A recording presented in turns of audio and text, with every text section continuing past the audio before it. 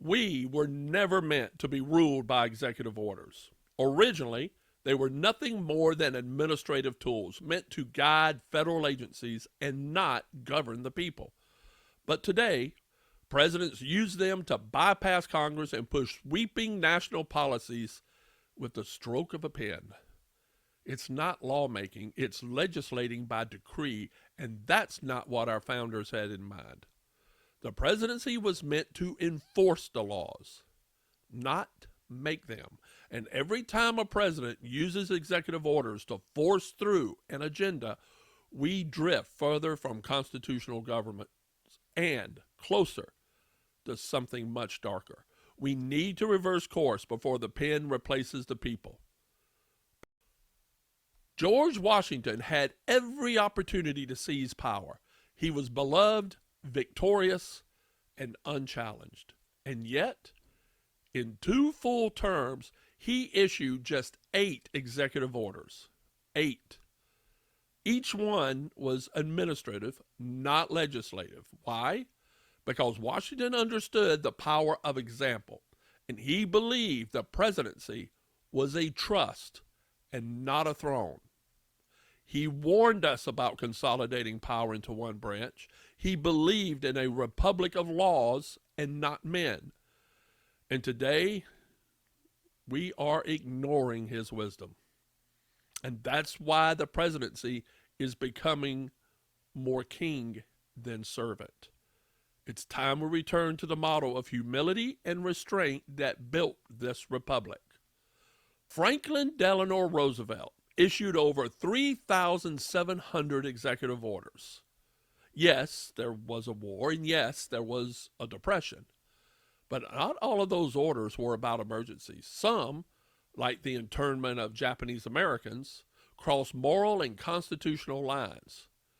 But that's what happens when power becomes precedent.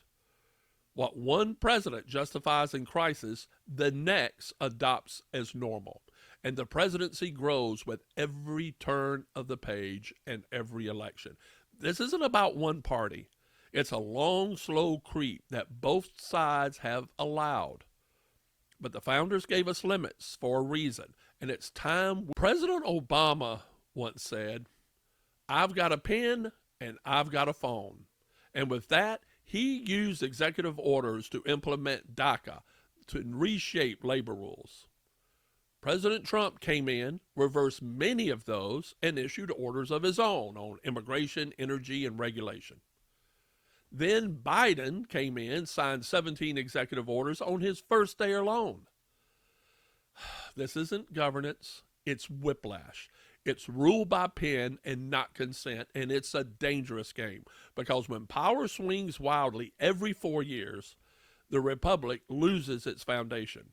This is not what the presidency was meant to be. President Trump declared a national emergency to redirect funds toward building the border wall after Congress refused to approve the money. Now, I believe the border must be secured, but the method matters. Because if one president can bypass Congress using emergency powers, so can the next, and the next, and the next, and the next. What's used today for the wall could be used tomorrow for climate lockdowns or federalized policing. When we trade principle for expedience, we end up empowering the very forces that we claim to fight. One president cancels pipelines, the next reopens them. One freezes student debt, the next reinstates it. One bans offshore drilling, and the next reverses it. This isn't stability, it's chaos. Our government was meant to move slowly, to build consensus, and produce durable laws. But when every major policy is implemented or erased by executive order, the people lose confidence and the system loses legitimacy. The rule of law becomes a pendulum and not a foundation. We need leadership that builds and not just reacts. If you cheer when your side uses executive power, just remember, you're giving permission to the other side. Obama bypassed Congress. Trump did the same. Then Biden. Now Trump, do it again. We call it leadership when we like the outcome. but it's still unconstitutional, no matter who does it. The power we hand to a president we like will be used by one we fear. We can't keep justifying tyranny when it's our guy. That's how republics fall and demagogues rise. Stand for principle, not personality. Our Constitution gives all legislative power to Congress, but today, Congress is more concerned with sound bites than statutes.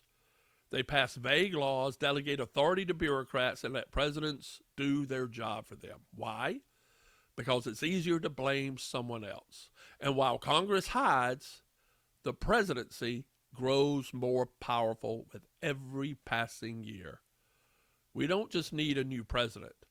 We need a new Congress with a backbone to match its duty. Because when Congress fails, the Constitution fades. So, how do we fix it? We start by restoring the proper rules. Congress must reclaim its authority, write clear laws, and check the executive. Courts must strike down unconstitutional orders. And presidents must lead with humility and not hubris. And the people, you and I, must stop tolerating government by fiat. We were never meant to be ruled. We were meant to be represented. We don't need more stronger presidents. We need a stronger republic. Washington could have ruled for life. Instead, he stepped down. He warned against concentrated power and led by example, issuing only 8 executive orders in total. He showed us what Republican leadership looks like: restraint, service, and reverence for the law. Unfortunately, today we ignore his wisdom, but we can still return to it. We can choose liberty over control, law over impulse. If we follow Washington's example, we can preserve what matters most. In reviving our republic, I laid out 95 theses to rebuild the nation. Several speak directly to this crisis. The Constitution is not obsolete. It's just been ignored. The states must stop relying on the federal government in Washington to fix what they have the power to address. We must return to constitutional roles. Legislators legislate, executives execute, and citizens stay vigilant. This isn't about left or right, conservative or liberal. It's about right and wrong. And the republic can be revived, but only if we demand accountability from every level of leadership. Place, purpose, preservation.